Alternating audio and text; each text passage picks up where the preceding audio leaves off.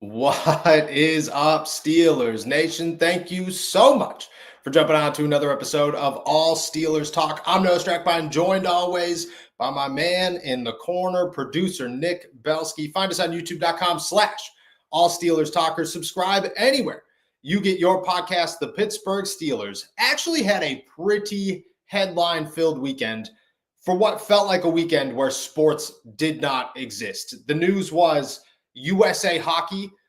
When there were commercials, you watched the All-Star break, but it was really just USA Hockey is back. Shout out to USA Hockey. Fantastic showing against good old Canada. And the Pittsburgh Steelers just sat around and said, we'll talk some Bill Belichick. We'll talk some player return attempts. We'll talk old player calls out old coach. And in the meantime, a corner and a running back all available for the Pittsburgh Steelers. Felt like at a weekend where nobody had anything to do, nobody had anything to talk about. The Pittsburgh Steelers found some stuff, as they always do. That's why we're grateful for them. Once again, shout out USA Hockey. Once again, a quick reminder that it is Monday. Wednesday is our call-in show. And I just tossed the number in our community page. All the ones that you called throughout last week will still be in the queue. We're still going to answer those as well. But just a reminder to call in for Wednesday. It's a snowy one here in the Berg. I think the high this week's like 25. Fantastic. Hope it's the same. Hope it's not the same down there. How you feeling, my friend?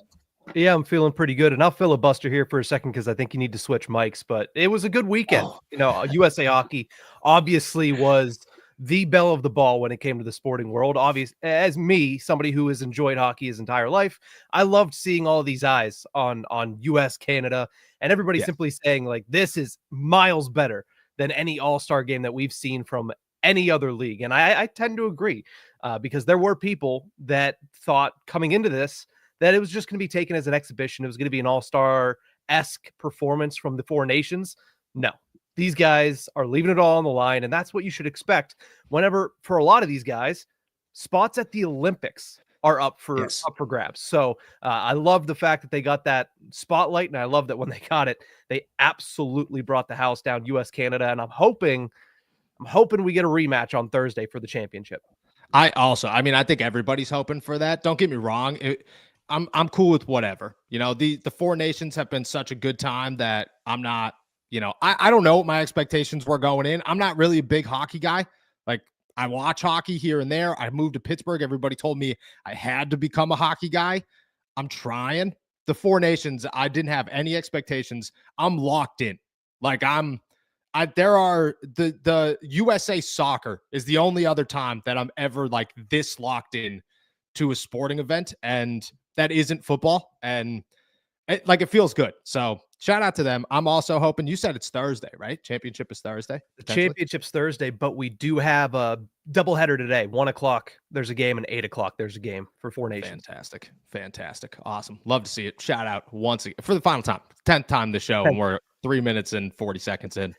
Shout out USA Hockey. All right, let's talk some Pittsburgh Steelers football. We got a lot on the agenda today, so we'll start it off with some news and notes. I'm going to toss it your way. What do we got? Yeah, when it comes to the college football landscape, everybody's going to keep a very close eye on Bill Belichick, and he and the North Carolina Tar Heels are getting a jump on their 2028 recruiting class, officially offering a scholarship to LeGarrette Blount Jr., son of former Pittsburgh Steeler and New England Patriot and three-time Super Bowl champion LeGarrette Blount Sr. So Bill Belichick just bringing those ties from the NFL right back to college football. Yeah, I think it's awesome. I mean, two things. One, I think it's awesome that we get to talk about Bill Belichick for a guy who was here for like 6 weeks. Shout out once again, Pittsburgh Steelers, man, always coming through with something. Like, they're like, do you want this one? Sure. Have a quick word. Belichick's, I think, killing it. I would go after every single former NFL player's son possible if I was him, because you've already turned an undrafted guy out of Oregon into, one of the more memorable names of his generation, I would say, at the running back position. Multiple time champion, including once against you. Feels like he's killing it. I'm a big fan of what he's doing. I'm a big fan of LeGarrette Blount as a player. He was my dude in the NFL. I was very close to buying a LeGarrette Blount jersey because I just thought I was like the underdog, the Danny Woodhead, the Darren Sproles, the Ladavius White in Tennessee. Like I was the backup running back guy. That was Willie Parker. Those were my guys. You must have been ecstatic when D'Angelo Williams came to the Steelers. Oh my, D'Angelo Williams was my guy. Like the playoff game where I used to be the guy that got like physically angry at Mike Tomlin for not playing him enough. I'm like, I don't understand what bell cow running back means, dude. Stop. Put him in the game. That was me. So LeGarrette Blount, shout out. Bill Belichick, man. I love it, dude. Bill Belichick is, in my eyes, I think in what we have seen, I'm yet to see a 73-year-old, kill it as much as Bill Belichick has killed it in this comeback over the last year and a half. Let's go over to a former Pittsburgh Steeler that's making a comeback. And no, it's not Antonio Brown. It's actually 31-year-old offensive tackle Zach Banner, the former fan favorite, last played in 2021. He had started 2 games for the Pittsburgh Steelers, playing in 22, but now he's trying to make his NFL comeback, saying, quote, "With time and age, you're making fine wine. Every week, that phone doesn't ring. That heartbreak, how do we push through? That's probably my biggest area of growth, and I've been ready." So Zach Banner, after a couple years off, trying to make his NFL comeback. Yeah, I don't know what's going on with Zach Banner and why he hasn't been on an NFL team. I mean, he's so massive. The guy is ginormous. He's like 6'8". He's got to be pushing 400 pounds, minimum of 350, I would imagine. That's a lot on an ACL. And I would guess that recovery is not very smooth.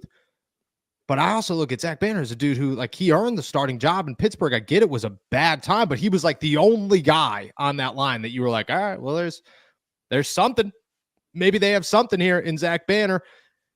I'm kind of surprised that he hasn't come back to the NFL yet. I get he's not like the most exciting name, but I'll be honest with you. You'd have to check out his medicals. I'd have to fully understand what's going on and what the last couple of years have looked like. I'd also have to see if he could be on a football field and handle that stress and handle that situation. I wouldn't rule him out as a swing tackle option. I mean, he was good when he was a swing tackle for the Steelers. He knew how to do it. He put full effort into being that backup. I get he wants to be a starter, but that's not going to happen at 31 years old. Like, you're not coming back and doing that. But I don't think I'm against an audition. He's not the only guy. He's not even the favorite. But I don't think I'd rule out, like, if you're bringing in Raven Clark, if you're bringing in Trent Scott, if those are the options right now, I mean, give him a shot, right? Like see what happens. Am I crazy? Like, am I overthinking? Because I loved Zach Banner as a person. I thought he was a great dude, like the best personality I've ever been around as an athlete, actually. And I don't know, maybe that's distracting me, but would you give him a shot maybe as a swing tackle? As an off season, bring him in. Yeah. Sure. Why not? But at the same time, the expectations have to be extremely low. I mean, we talk about guys like JJ Watt, who have been ultimately talented, top of the league, first ballot Hall of Famers. He's 2 years out, and we're saying, yeah, it's unlikely that he's going to be able to make that comeback. That's 3 years off for a guy that left due to an ACL injury. The odds are against him, but then again, the odds were against Zach Banner when he first came into the league. So maybe he can push through it, and maybe he can do something miraculous. And if he does, fantastic story. And if he does it with the Steelers, it makes it 10 times better. So I don't see any downside to giving him a shot coming in here in the summer and saying you have to earn everything that you get. But again, not a different position for a guy that did that to begin with. Yeah, exactly. And I mean, maybe it works, maybe it doesn't. Who cares? I'd also, if I'm Zach Banner trying to get into the spring league, go play in the UFL and show that I could do this for a season and maybe get a call in the summer to say, all right, sounds good. Even if you went and played 4 games in the UFL, like, it's just, and I'm not trying to give him advice, but even if you just did that, I think it opens up the eyes for other teams, and people in Pittsburgh loved Zach Banner. So that was half the reason that he got the starting job, was how much he was loved in that locker room and in that facility. And I think because of that, somebody somewhere would say, and Pittsburgh's that place where they could bring you in, look at your personality and say, even as a backup, that's not too big. You'll be fine. We'll keep it under control. So I don't know. we'll see. He's a name, though. I think it'd be interesting. Speaking of offensive linemen, former offensive tackle and 7th-round pick of the Pittsburgh Steelers, Derwin Gray. Not a lot of glowing words for his time in Pittsburgh. He spent his first 2 seasons of his NFL career with the Steelers and said, well, he didn't really learn much from the coaching staff when he was here. Quote, no disrespect to Sean Sarrett in Pittsburgh, but I feel like I didn't learn as much from him. He was an O-line coach, but I feel like I really didn't get the coaching that I deserved and needed to learn the game. I really learned it from my counterparts, guys like Pouncey and Ramon Foster. Those guys really helped me come along. So in a day and age when everybody is mad at Pat Meyer, seems like somebody is mad at one of his former offensive line coaches. Yeah, and 2 things here. One, Sean Sarrett was just hired by the Jacksonville Jaguars, so maybe Trevor Lawrence is coming to Pittsburgh. Who knows? And 2, I think it points to 2 things, and you could look at it either way. I don't know what way is the right way to look at it, but I believe there's 2 ways to look at it. You could look at it and say Mike Munchak was a piece of Mike Tomlin's offense that was the best. He killed it, and you saw how good he was and what it did to the Pittsburgh Steelers, how much it improved the Pittsburgh Steelers offense when he was around. He leaves. The Steelers are yet to figure it out. They go Sean Sarrett, who did not work out. Even after learning under Munchak for 2 years, could not figure it out. You go Adrian Clem, who could not figure it out and then left in the middle of a season. And now you're at Pat Meyer, who, again, right now you can't say is figuring it out. So are the Steelers just in a situation like Ben Roethlisberger where finding the next Mike Munchak is more difficult than we all think it is? Or is Mike Tomlin just this bad at hiring coordinators and assistant coaches? I think it could be looked at one of 2 ways, but I do think either way is like, no, this is very revealing of how bad it is for the Steelers, how hard they've tried to do this and still can't figure it out. I don't know. You lean more on the side of Mike? You lean more on the side of replacing a Hall of Famer potentially is just as tough? I think it's a little bit of both, because Mike Munchak is widely considered as one of the best offensive line coaches in recent memory, not just for the Steelers, but across the entire NFL. At the same time, the level at which the Steelers have failed to replace him feels like you cannot discount their role in this at all. Like Pat Meyer, I think, is getting a lot of backlash for the performance of the offensive line this past year. And I think some of that was out of his control. But still, when you look at the overarching story since Munchak left, the Steelers have tried and failed, and like you mentioned, Pat Meyer's dancing on his last leg right now.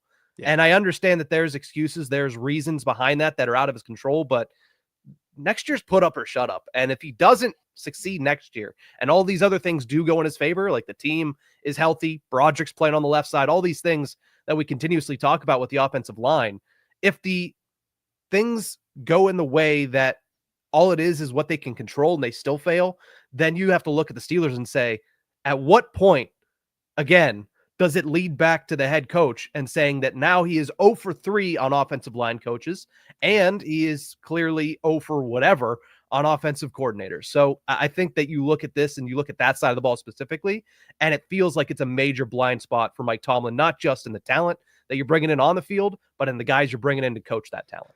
I agree. And I honestly, I'm sitting here listening to you, and in my head, I'm trying to figure out, how do you fix it? How do you go about fixing it? I think that's the biggest question is, if you're the Pittsburgh Steelers, what do you do moving forward to say, we won't strike out on coaches anymore? Do you remove it from Mike Tomlin? Do you make him a significantly smaller piece to finding his coaching staff, which is like any coach in the NFL finds their coaching staff? That is what they do. Mike Tomlin is just terrible at it. He's never been good at it. And there's been pieces, don't get me wrong. There's been Eddie Faulkner, who I think is a great running backs coach. I liked Grady Brown, but I think Gerald Alexander is just as good of a move. To be totally honest, Denzel Martin might be leaving this offseason, and I was a big fan of Denzel Martin and what he did for guys like Nick Herbig and Jeremiah Moon, who those are two guys that, yeah, super talented maybe at points in their career, should not be this successful in the NFL at various levels, but they should not be this successful in the NFL. I think he's made some promising ones in Tom Arth and Zach Azani, but I think he's striking out, and I don't know how you fix it. Like, do you remove him more from the equation? Do you add somebody else into the equation to try to narrow it out? And at that point, who are you adding? Arthur Smith? Are you adding more Omar Khan? Are you bringing in Andy Weidel, who probably has some say in the matter, but probably not a ton? But do you bring him in and say, look, dude, I've worked for Super Bowl winning teams. Like, maybe I should help out in this situation. I don't know. Do you got thoughts on how the Pittsburgh Steelers possibly solve an issue that goes back years at this point? It's hard to imagine you solve it without changing what's at the top, because we've talked ad nauseum about how much power that Mike Tomlin has in that building, and he's not going to relinquish it at this point of his career. Why would he? I understand that the results haven't followed, but he's not going to look at himself and say, you know what, it's because I can't hire coordinators. No, he's going to say it's because of something that happened in this season. It's because of our failures in a couple of weeks span that kind of ruined our entire year. And he's not going to look at it as an organizational or a systematic thing. I think that until he's gone, which again, probably not going to happen anytime soon, there's not going to be significant changes in the way they operate off the field. Yeah, I agree. I don't know. I think it's a revolving door of what is happening for the Steelers. And maybe, like, the word purgatory gets tossed out so much with the Steelers these days. It's just, I think it's too much. I think we've overused the word. There are certain instances. Like, I think you could get out of the playoff thing. I think you could figure that out. I think it might take some time, but I think you could figure that out. I think you could get out of the coordinator thing, because coordinators are easier to find. As crazy as that sounds, easier to find. And your chances of it being successful are a little bit higher. I think you could figure out the quarterback thing, because you have a guy named Justin Fields that might be a lottery ticket. There are some things that purgatory is the right word. Coaching hires seems to be one. Wild that it is. And I'm sure at some point, they might figure it out, but if they don't, I think it takes drastic measures before they do. Like you're really hitting that next level of, okay, backs against the wall a little bit harder here. Where do we go from here? I think that's where we're at. I mean, is that drastic measures just a losing season? Like, is that I think it's where we're at from that being the big change, the wake up moment is, hey, well, you went 8-9 one year, and now Tomlin's saying, oh, well, now we need to change. Whereas if that's the case, how can you not see that with one better game and then getting embarrassed in the playoffs year after year? I mean, look, I think it's a question that we can ask over and over again, but I think that's where the line might end up being. I agree. I think that might be where the line is. I also think that every year that the Steelers get embarrassed in the playoffs, in the first round of the playoffs, adds to the pressure from Rooney. Like, every year he's going to get a little bit more pissed off, and every year that pissed off is going to just stretch, because it always fades. Time heals all wounds, and in Art Rooney, that window is like 2.5 weeks of like, all right, I'm super pissed. All right, we're into the offseason. Things are fine. No big deal. I think every year that happens, that gets wider, and eventually it leads to a shocking change early to kick things off. And that's when the door opens. So we'll see. All right. I got one for you. On Friday, as everybody was getting prepared to take their loved ones out for Valentine's Day, literally on the nose of perfect dinner reservation time. That's what I said to my wife as the news came in. I said, good thing we're going to a late dinner tonight. The Pittsburgh Steelers watched a number of things happen. They released Preston Smith, which we talked about a couple of times, just made too much sense. He saved $13 million. The move only benefits you. It allows you to go out there with, I think, 65-ish million bucks right now to go spend in free agency, which is a good chunk of change where you stand right now. You still have other guys that you could release. We'll get into that a little bit later in the week, but there are other names that will probably go. And then on the other side of it, they hired Scott McCurley, who is their inside linebackers coach now. I thought it's a great move. Guy has helped develop guys like Micah Parsons, like Jalen Smith when Jalen Smith was successful with the Cowboys. He's a Pitt alum. Newcastle native. Like, cool. Sounds good. You want to give him a shot? I wasn't the biggest fan of Aaron Curry. I think fresh blood, and it's hard to, like, unless we call somebody from one of these former teams that he has coached at and they tell us something like we just said about Sean Surratt, it's impossible to know if these guys are good. Like, you're just taking a shot in the dark, hoping for the best as an outside observer of the situation. And then they got news that two pretty big names are going to hit the market. The first one is running back Raheem Mostert, and the second one is cornerback Kendall Fuller, both released by the Miami Dolphins.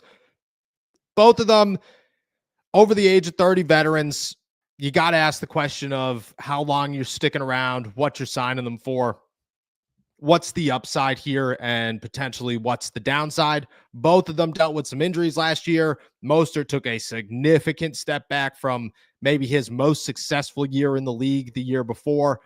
Fuller played 11 games, didn't have an interception, lasted 1 year of his multi-year deal with the Miami Dolphins.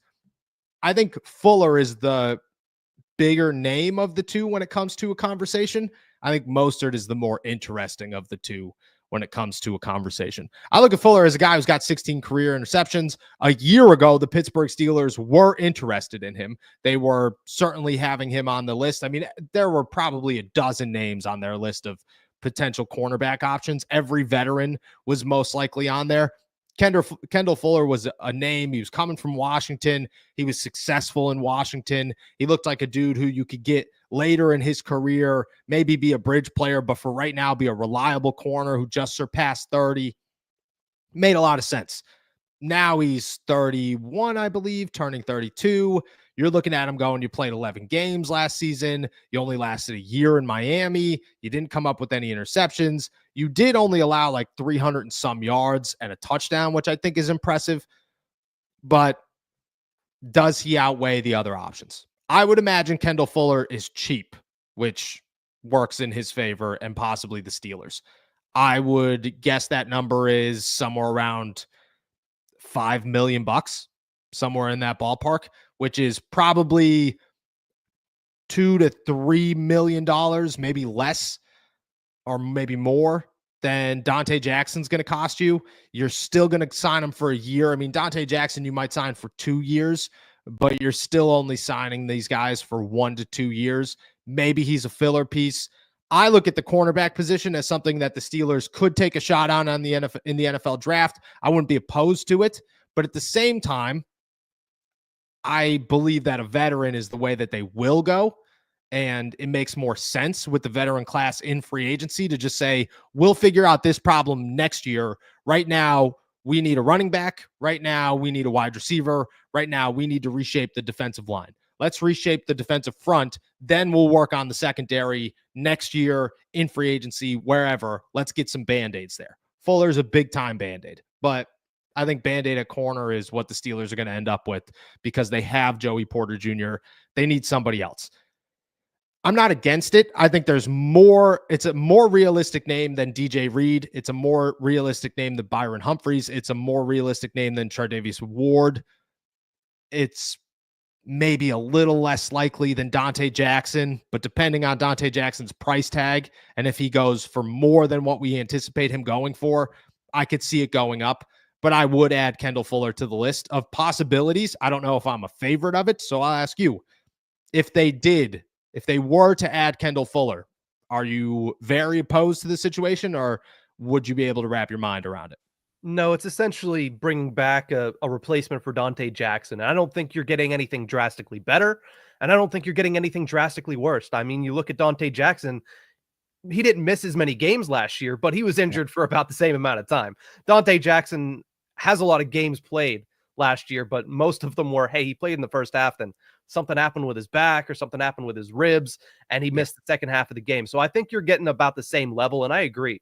I think when you look at what the Pittsburgh Steelers have as far as needs, cornerback falls down in the NFL draft simply because you already have young guys. You need a veteran in that room. Joey Porter's going into year 3. Corey Trice is going into year 3 and has less experience on top of that because of the time that he's missed. And then behind him, James Pierre, is that your veteran option? No, I think that you're going to go out and get a cornerback.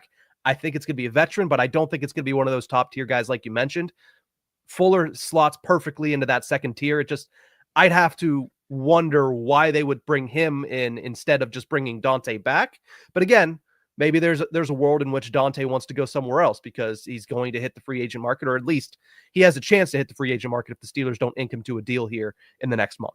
Yeah, I would say number plays a massive role in that decision. Like Dante could go out there and realize, like, yeah, the Steelers were fun, but we're not going to win a Super Bowl in 2025. And if that's the case, what's the difference between playing for them and playing for the Jets, who are about to offer me $11 million a year, or the Detroit Lions, who need a corner, who are about to offer me this much money? And I think that there's a world of possibilities out there for Dante Jackson. I don't think the Steelers are going to be the only team that are interested in him, because the Steelers will be amongst the Lions, amongst the 49ers, those teams that don't want to spend a boatload of money on a corner, who are looking at that second tier option. And Dante Jackson's going to sit firmly above a Kendall Fuller in that mix. And at that point, why wouldn't the Lions say, yeah, come on, bring him over here. We'll give him, even if it is the same price tag, that's your chances of winning a Super Bowl are significantly higher in a team like that. And I just think that those options could be available. I don't think he's going to sign before free agency. I would imagine the Steelers are going to take right up until the last moment to do something with a Justin Fields or a Russell Wilson, if that's the decision that they make. And they're not going to, unless they're calling at the same time, but that's not going to happen. Dante walks into free agency and they hope for the best at that point. Kendall Fuller, in my eyes, is a risk, scary risk. Might not work out. You better hope Corey Trice is comfortable, improved, and healthy for a full season. And you got to go find a better James Pierre, because you find yourself with Corey Trice and James Pierre as your starters for 7 games. That is a very scary place to be for a defense that has already struggled and is now losing. Like, there's no safety blanket at that point. It is Joey Porter better be phenomenal, because you better be playing Corey Trice versus number 2 every single time. Like, that's where you'd be. Mostert, on the other hand, I know a lot of people are going to look at it and say he's a 32-year-old running back. I'm not super opposed to Raheem Mostert. Maybe I'm crazy here. Maybe I'm overthinking things. Maybe I'm just too in love with the speed. I have no idea. But Raheem Mostert, to me, if you're going for a bridge player, which I think Jaylen Warren's your best bet, but I also don't know if Jaylen Warren's going to stick around in Pittsburgh for longer than a year. And if that's the train of thought here, if the train of thought is bringing back Najee Harris or going with new options, I go with new options. Put Raheem Mostert back there and draft a rookie and hope that it turns out to be exactly what Miami had. Great.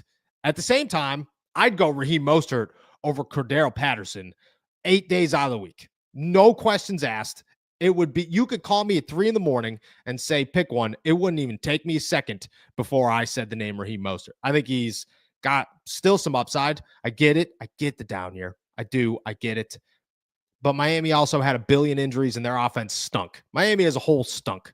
So maybe it works out. For a 1-year guy where you could be the number 2 behind a rookie, or you could be the number 3 behind a rookie in Jaylen Warren, I actually really like the name Raheem Mostert. I think he's my favorite of the veterans that are available that fit what the Pittsburgh Steelers actually need at running back.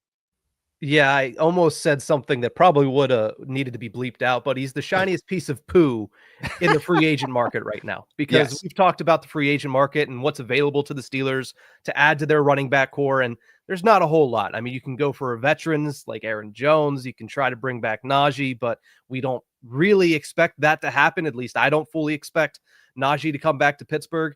Raheem Mostert's a guy that, like you mentioned, he's a bridge. Yeah. You want Jaylen Warren to be that number 1 or that 1A to a 1B, and you want to bring in a rookie that can immediately make an impact, but they don't always do that. So when you bring in that rookie, because I do expect them to bring in that rookie, wouldn't it be nice to have Raheem Mostert there to take some of the load off of the shoulders of that rookie so he can kind of slowly build into his NFL self? I think that is a very, very good addition, especially considering that the ceiling is high for Raheem Mostert if he stays healthy. I understand if is doing a lot of lifting in that sentence, but that's why you're not bringing him in to be your number 1. You're bringing him in to be your number 2 at the beginning of the season and shift into your number 3 by the end of the season. I think if you can get him in that role for that type of money, why wouldn't you do that? It's another situation of like, yeah, Zach Banner in the summer. Why wouldn't you bring him in? It's not going to cost you anything. And if he works out, cool. That's great. He's a monster. You can't teach size. Raheem Mostert, you can't teach speed,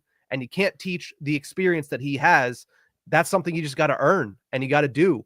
And that's something that he can hopefully bring into Pittsburgh and bring into that running back room. So again, I don't see a downside if he comes for that price and if he agrees to that role. And I don't think nobody's signing a guy who averaged 3.3 yards per carry, played in 13 games last year. Like 2 years ago, awesome, I get it. But you're 32 years old. You'll be 33 by the end of the season.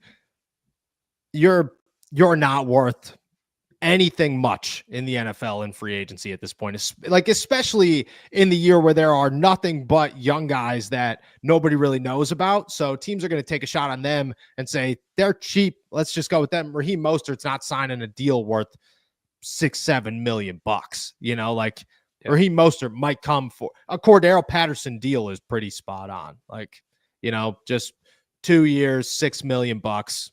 Why not? Bring him in and say, we got money to spend. You save it by cutting Cordero Patterson. I think it works. Like, you could stick him back there as a kick returner. Him and Jaylen Warren as a kick returner would be so exciting. So exciting. That's what you're looking for with 2 running backs, not what you have. So I've also been a big, even since San Francisco, I've been a big Raheem Mostert guy. I just think he's got so much upside when he's healthy. At 32, like he's on the edge of his on the end of his career. But if you could get him for a good solid year just to figure it out, and then you go into next season, and if you just have to replace one, great. If you have a starter in whoever you draft, and then you have to replace 2 and 3, also fine. You could figure that out, and we'll have better options a year from now, either in the NFL draft or through free agency in one way or another. Those are my 2 names for you. On top of a pretty big headlined Pittsburgh Steelers weekend. It was fun. It was exciting. For the 11th time, shout out USA Hockey. That's everything on our agenda, though. We're going to start diving into your questions and close out the show the same way we do every single day. Before we do, I do want to give a shout out to 2 people here. Good old Jared Brooks, our newest member. Super appreciate you. And Ernie Jones saying that he was added over the weekend or whenever and never got the shout out. And that's on us. So shout out, Ernie. If you don't toss the membership in during the show, we don't actually see it. So we're very appreciative of you. And remind us, tell us, give me my shout out because you deserve a shout out. And we can't thank you guys enough. So looking forward to Wednesday. With that said, let's dive into them. Nick, what do we got? We actually have one from Friday that jumped in right after we got off. So shout out to Egyptian Roughneck. We told you we'd address it on Monday, so let's get to it now. He says, last question, any update on Troy Fautanu and his status for next season? Yeah, he is expected to be good to go by OTAs. He says he's fine. He was on the verge of returning deeper in the playoffs. That was the plan the whole time. So while I thought it would have taken a miracle to get him out there, and it probably would have came just short of a miracle to get him out there, there was a chance. And because of that, he should be pretty ready to go, where this offseason is a little bit of rehab and a lot of getting ready for a sophomore year where he's expected to be the number 1 on the right side come day 1. All right, let's jump over to Marlon Lewis, who says, which positions are you okay with signing a cheap/injury-prone veteran? Cornerback, offensive line, wide receiver, running back, or defensive line? Kind of depends on where you're going. I'd go running back as a running back 3. I'd be okay with that. I'd go offensive line as a swing tackle. I'd be okay with that. Corner, I think if you're going to sign an injury-prone guy, it needs to be like Dante Jackson level injury-prone is okay because you're only missing a quarter a week.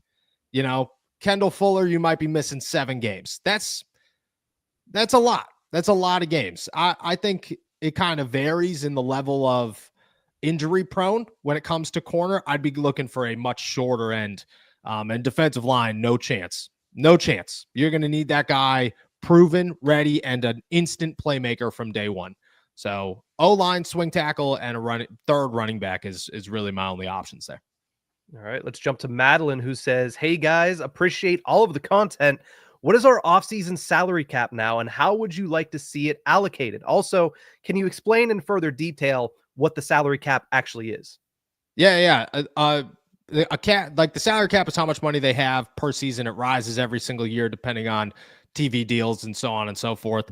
A cap hit is like dead money. So Aaron Rodgers is about to be released from the New York Jets. They guaranteed him X amount of money in his contract. When they cut him, it will be before the window of all that guaranteed money being handed out. Therefore, they still have to pay him it. For him, it's $49 million. I think for Russell Wilson, it was like 86 or something like that. So it's not all of it goes to Aaron Rodgers. Some of it's signing bonuses, or some of it's roster bonuses and stuff like that. And he's not on the roster, so he won't get it. But it's still guaranteed money that they have to give up. He gets a pretty massive chunk of that. So that's what it is. For the Steelers, they have about $65 million right now. I would expect them to be somewhere north of 80 by the time everything is said and done. And I want 20-ish million dollars, give or take, to a quarterback. I want 10-ish million dollars between two of them given to a running back. I want a swing tackle that's worth at least a little bit of a penny. And to be very honest, you could give 20 million to a defensive tackle. Like, I'd be very okay with 20 million to a defensive tackle. I think 7 to 8 million is where I'm sitting with the corner, and I'd go upwards of 30 for a wide receiver if it was the right wide receiver. I want to say that's like 95 million bucks or something right there. They'd have to come up with some situations and figure some stuff out. Plus they'd need $10 million for whatever. But I would also imagine that they could get there and figure that out with ease. Yeah, I was waiting for the shoe to drop with a $30 million on a wide receiver. I knew that was coming at some point. Yeah, it's a mess. But look at the Saints are $108 million over the salary cap every year and somehow spend money. So salary cap it's not real. It never has been. Let's go to Pittsburgh Hornets, who says, "Does the NFL need a version of the Four Nations face-off, and what does that look like to you?" I think it would be awesome, but America would run the table with it, and it wouldn't even be close. Like, it wouldn't even be competitive, to be honest. It'd be like watching basketball if you took away like Spain and Greece and any of those countries that like really give the USA a tough time.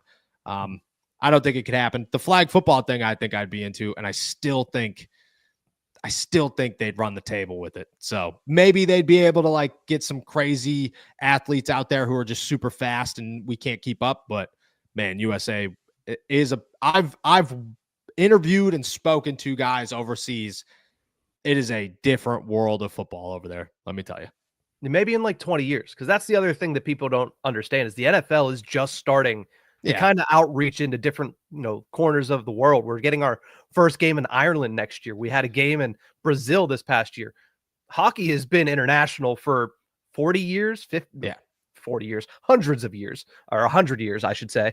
That's why it's established to the point where you have a Finnish team that can go out there and beat Sweden. You have a Sweden team that's that good. And this is also discounting the fact that the Russian team would probably be third if it was participating. So I think that if you build it a little bit more internationally, maybe we could revisit this in 20 years and maybe you could look at that and say, all right, it's built up enough now to where we can have it, because we're seeing every once in a while, there's somebody from Canada there. Oh, there's somebody from Europe that made the team there. You're starting to get those players getting to the NFL. And once that happens, it's going to grow in those other countries. And then maybe after time, we could have a Four Nations face off when it comes to the NFL, which would be electric, because nobody tries harder than when they have their country's flag on their chest. Yeah, it'd have to be semi-pro guys, though. Like, you'd have to be UFL. If you play in the UFL, you could play in this. Patrick Mahomes would put up numbers. Numbers. Could you, Lamar Jackson. In 20 years, he'll be like 50. So, yeah, that is true. Maybe that's what we do. If you're retired and under the age of 55, you're sent out there. That's how you do this. It would be awesome. All right, let's go to Pittsburgh Hornets again, who says, "Did you guys coordinate your look today? I had a sweatshirt on that was black, and I got too hot, and I took it off, and then I realized after we hit start. So yeah, I was I actually didn't catch on until like the 8th comment, and then I was like, what are we talking about? We have different hats on. And I was like, the gray shirt, dude. The gray shirt. It gets us, man. We wear 3 colors, it comes and goes. Yeah. Let's go over to Cody Silva, who says, do you guys think that Trey Hendrickson and Myles Garrett will both be gone from the AFC North next year? I do and I don't. Okay. I think Myles Garrett's going to be gone. There's no chance he's sticking around in Cleveland this year. I just find that so hard to believe. They have no plan. It's just going to get worse. It's not going to happen. You're not going to keep Myles Garrett. I think he's gone. I think he's gone from the AFC. I think they're crazy, which the Browns have done worse things to trade him within the AFC. If you give him to anybody, doesn't matter who they are, because it's got to be some sort of contender. You're nuts. You're absolutely nuts if you're the Cleveland Browns, but they've done crazier things again. Trey Hendrickson, I wanted to address this one too. Would you guys trade for Trey Hendrickson? That would fix our defensive line, and our defense would be scary looking. Imagine getting him and DJ Reed. Might as well have the best defense in the league. I don't think DJ Reed is a real option, but I do think Trey Hendrickson's a real option. I do think the Steelers would at least consider him. He's going to be worth $20 million, and he's 30 years old, 31 years old, something like that. But I think he's just 30 years old. But if you could bring him in for a 2nd or a 3rd round pick, you still got 3 years out of him. And in those 3 years, you can develop everybody behind him, pay him a boatload of money. I understand what it's going to take to get him. I get that. And there'd have to be some give or take there. But if you could figure that out, I mean, that would be massive. I don't think Cincinnati would be willing to give him to the Steelers, but I do think that the Steelers would try. And I think that would be a name to watch. Trey Hendrickson to me is a huge steal for the Steelers if they could get their hands on him. All right, let's go to Pittsburgh Hornets, who says, what do you think they change about the kickoff next year, if anything? I don't think anything, to be honest. Maybe they change the onsides because that was terrible, but I don't think the dynamic kickoff. I mean, if you weren't watching a Steelers game, it worked really well. So, or if you were watching a Steelers game where they scored touchdowns, it worked really, really well. So I think they liked the success. It brought back the NFL kickoff. I just think the Steelers got to figure it out. So I don't think anything. The onside kick thing I've heard has some people like there's really no reason to do it because there's no competitive advantage. We need that. I would imagine maybe some shift there to figure that out. If not, I don't think anything. Let's go to Egyptian Roughneck, who says, how about signing Garrett Bowles from Denver? I like Garrett Bowles. I don't think the Steelers go out and sign an offensive tackle that is going to be a starter, but I like Garrett Bowles. Garrett Bowles is also under contract. He's under contract through 2028, so it would be a trade. Oh, it would be a trade. He's also a little bit older, I believe. I want to say he's 30, maybe 31. Is he the guy that when he came into the league, he was like already 25, something like that? He's a little bit 32 years old. Yeah. I don't know if I'm about that. I just, like we had the same conversation about Ronnie Stanley, and I think Ronnie Stanley's a better player. I'd be okay with the situation if you were sure that Broderick Jones wasn't going to work out. But I do think that you are taking a little bit of risk for short-term success and kind of ruining an opportunity to build an inexpensive and young offensive line that, Broderick's entering the final year of the 3rd year of his rookie deal. If he has one good year and you pick up his 5th-year option and ink him to a contract extension next offseason, which, a lot of teams do that, he's not going to be super expensive. He's not. You're probably going to get him for, I don't know, 12, maybe $13 million a year. And I get it right now. That sounds crazy. But if he's good, if he turns out to be good, that's a cheap deal for a guy who could turn out to be phenomenal. So I don't know if I'm for the short-term success. I think it's too risky long-term. Let's go to Marlon Lewis, who says, is it Tomlin who doesn't like moving off of coaches, or is it a Rooney thing? I think it's both.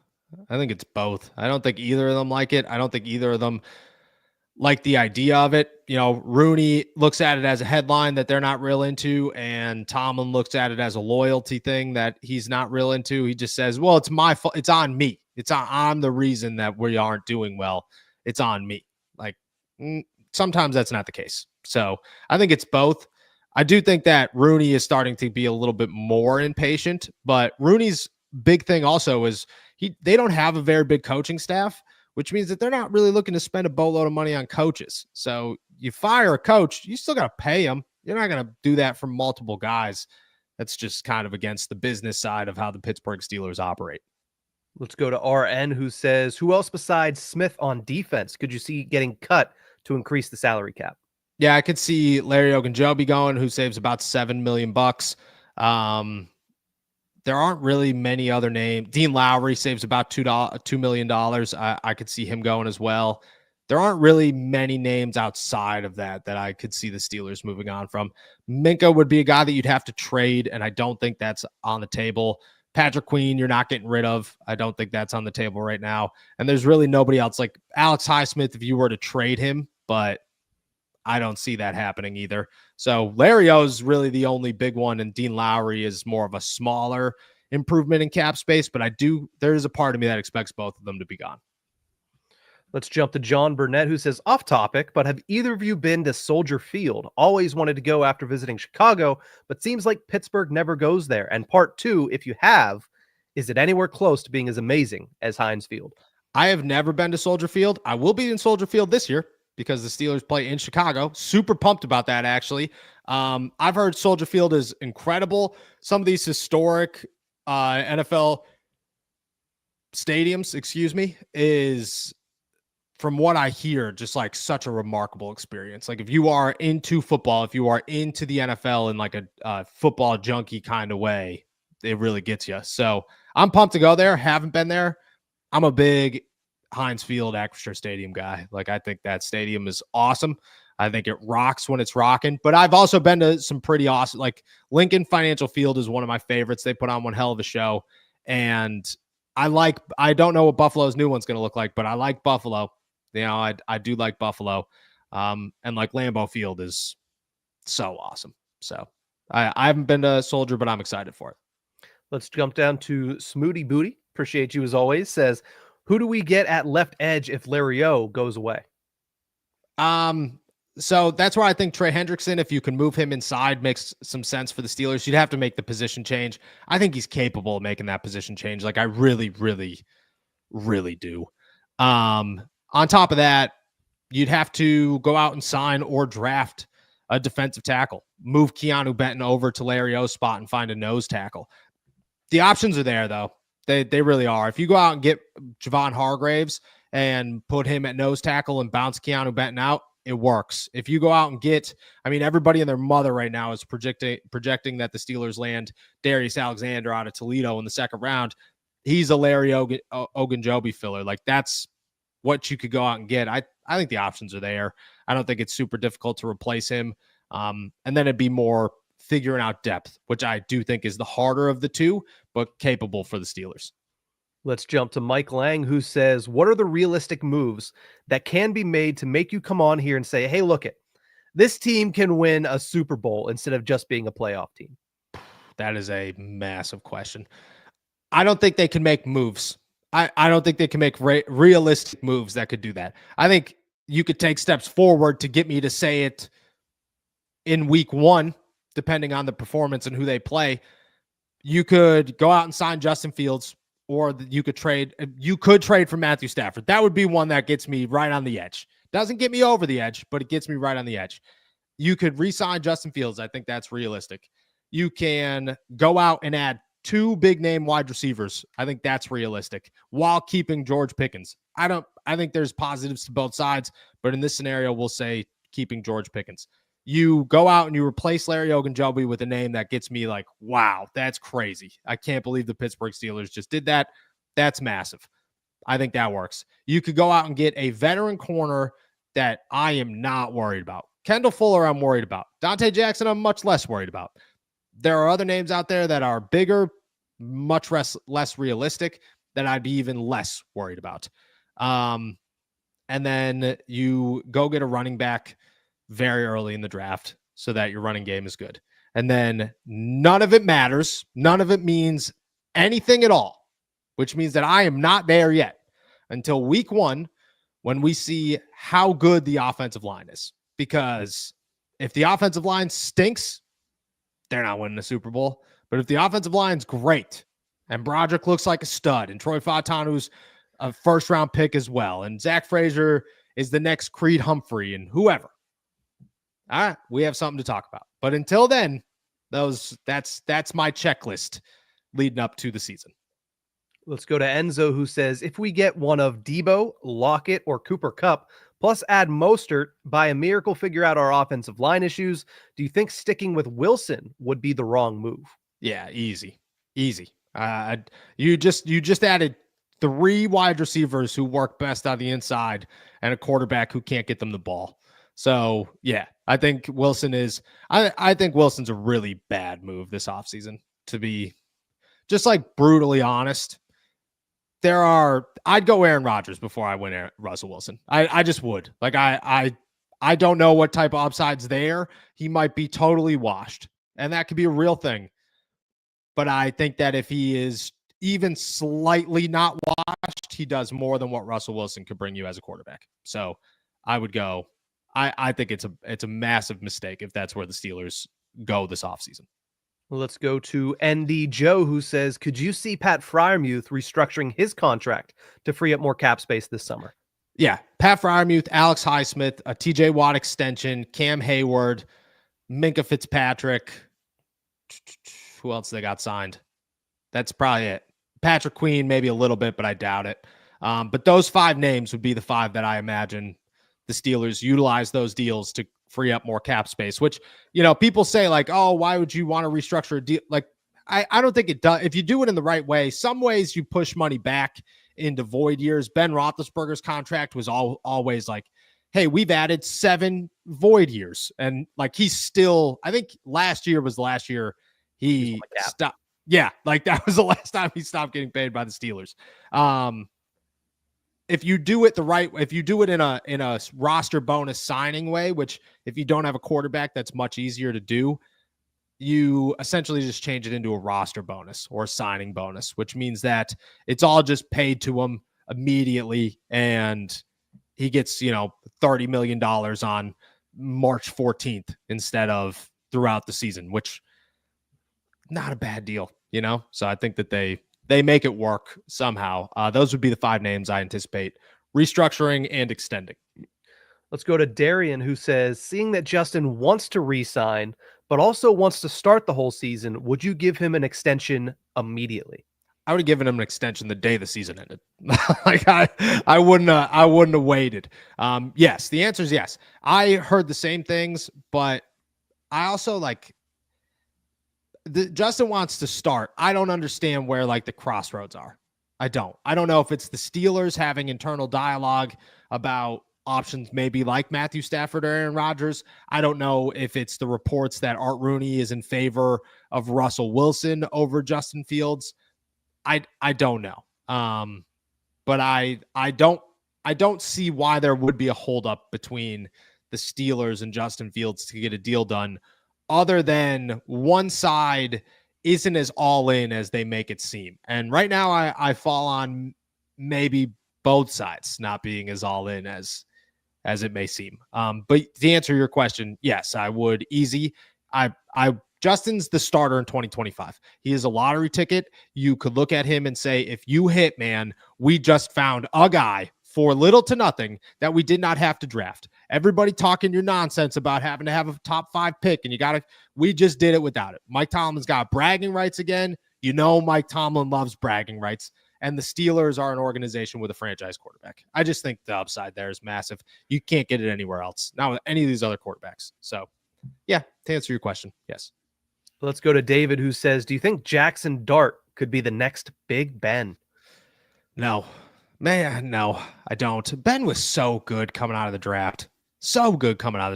Ben's draft class was not like they might hit, they might not. Ben's draft class was like, yeah, there's some bangers in this draft class. This is crazy. And the Steelers kind of got lucky that he fell. So the answer is no. People are saying Cam Ward. There always seems to be somebody who's like, this guy reminds me of Big Ben.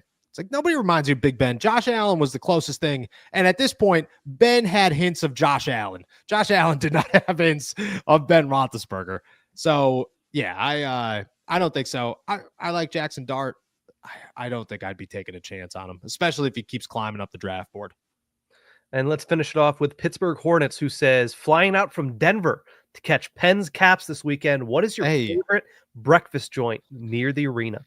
Near the arena. Sally Ann's is fantastic. They're downtown.